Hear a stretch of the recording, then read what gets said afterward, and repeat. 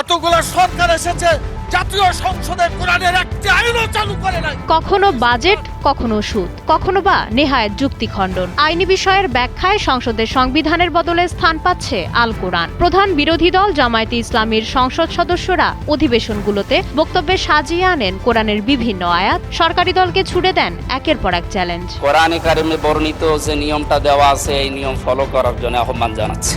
জামায়াতের পক্ষ থেকে রাষ্ট্র পরিচালনার ক্ষেত্রে কোরআনের আলোকে আইন প্রণয়নের দাবি জোরালো হচ্ছে। তারা তাদের রাজনৈতিক ও আদর্শিক অবস্থান তুলে ধরতে বিভিন্ন বিল বা আলোচনার সময় কোরআনের উদ্ধৃতি দিচ্ছেন। তাদের সাথে তাদের ভাষাতেই পাল্লা দিতে সরকার দলীয় এমপিরাও কোরআন থেকে উদ্ধৃতি করছেন মাঝে মাঝে। আল্লাহ কোরআনে সূরা নাজমে বলেন, মানুষের জন্য তাই রয়েছে যার জন্য সে চেষ্টা করে।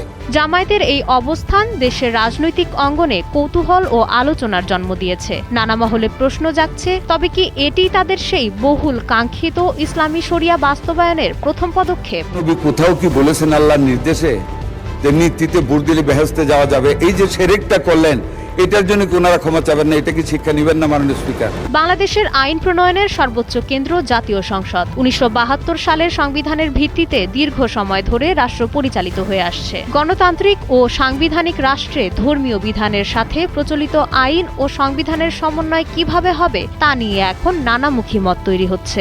একদিকে সংসদের মূলনীতি, অন্যদিকে বিরোধী দলের কোরআনের আলোকে রাষ্ট্র পরিচালনার দাবি। এই দুয়ের টানাপোড়েন সংসদীয় রাজনীতিতে নতুন মেরুকরণ তৈরি করছে কিনা তা নিয়েই এখন সরব আলোচনা। কোরআনের বিধান বাংলাদেশে চালু হওয়া উচিত ছিল মাননীয় স্পিকার।